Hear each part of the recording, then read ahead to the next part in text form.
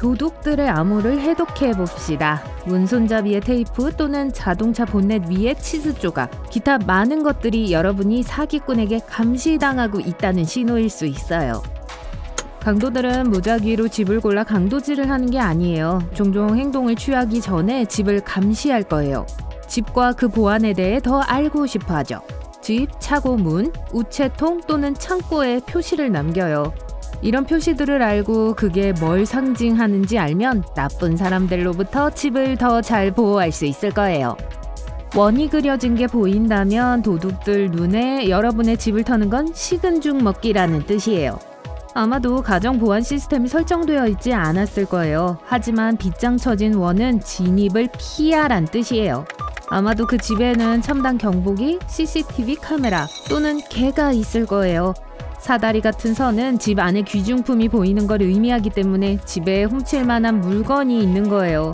만약 누군가가 쓰레기에 M자를 뿌려놨으면 아침에는 비었다는 뜻이고 N자는 밤에 비었다는 걸 의미해요. 경찰은 이 암호에 대한 경고를 내렸지만 이런 표시 중 일부는 사실 도로 작업자들이 지역 배관 등에 대해 의사소통하기 위해 사용하는 아무런 악의가 없는 메시지라는 걸 기억하세요. 만약 키 범핑에 대한 증거를 본다면 집에 들어가지 마세요. 키 범핑은 강도들이 핀보다 무거운 금속으로 만들어진 비슷한 열쇠를 이용해 자물쇠 안쪽에 있는 핀을 깎아 내리는 기술이에요. 게다가 이 경우에 피해자들은 보험을 청구하는 동안 몇 가지 문제에 직면할 수 있어요. 왜냐하면 이 기술은 잠금 장치 외부에 강제 침입의 흔적이 남지 않을 수 있거든요. 강도를 당했는데 보험회사에 증명할 수가 없는 거죠. 악몽 같은데요. 자물쇠 따기는 덜 확실한 기술이에요.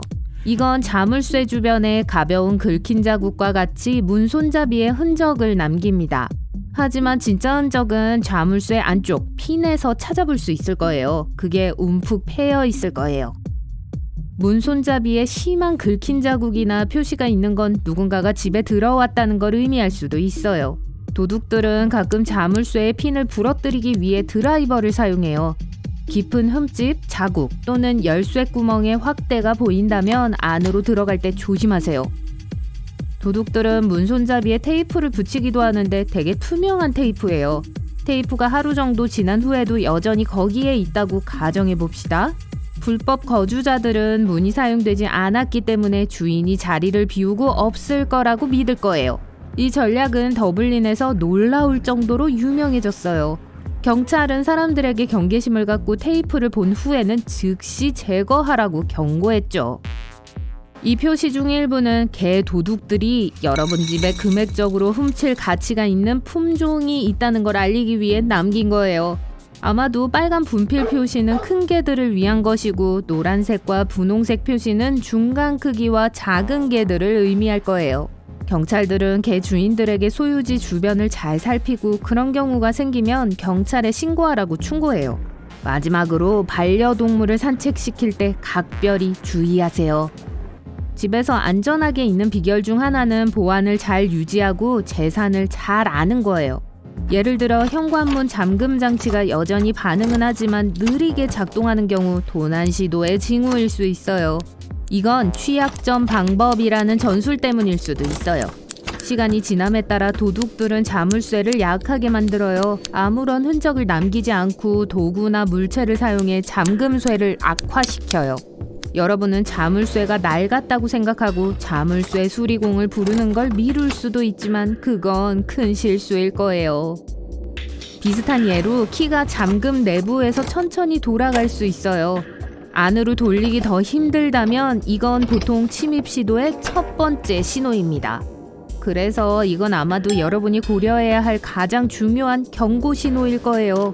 심지어 보안 자물쇠도 침입에 취약해요. 캐나다 처칠에서는 현지인들이 차 문을 잠그지 않는다는 걸 알고 계셨나요? 도둑들을 초대하기 위한 게 아니라 잠재적인 북극곰의 공격에서 살아남기 위한 거예요. 이 마을에는 세계에서 가장 많은 수의 북극곰이 살고 있어요.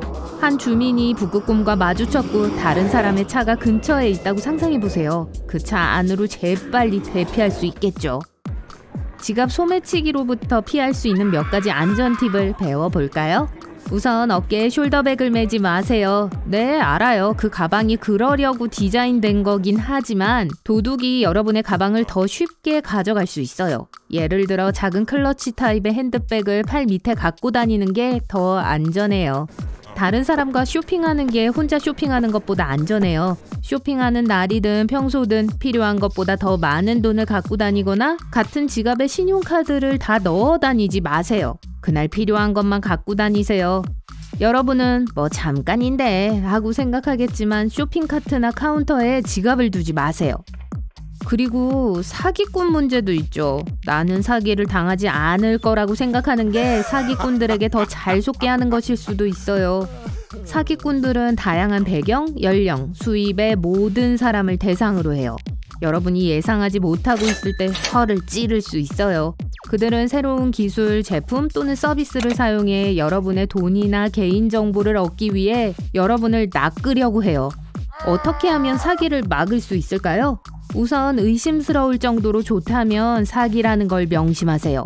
둘째로 잘 알려진 회사를 언급하더라도 원격 액세스를 요청하는 전화에 응답하지 마세요. 사기꾼들은 종종 문제를 고치거나 무료 업그레이드를 설치하기 위해 컴퓨터를 켜라고 요청해요. 이건 사실 여러분의 암호와 개인정보를 얻어내는 바이러스예요. 마지막으로 비정상적인 결제 요청에 주의하세요. 사기꾼들은 종종 사전에 설치해둔 직불카드, 기프트카드 또는 아이튠즈 카드와 같은 비정상적인 결제 방법을 사용하도록 요청하는 경우가 많아요. 자동차 도둑과 치즈 한 조각, 무슨 연관이 있죠? 여러분이 차로 걸어갔다가 엔진 뚜껑에 녹은 치즈를 봤다고 상상해보세요. 처음에는 무슨 일종의 장난일 거라고 생각하겠죠? 그래서 치즈를 닦기 시작할 거예요. 자연스럽게도 뜨거운 태양 아래서 오랜 시간이 걸리겠죠. 주위를 잘 살펴보세요.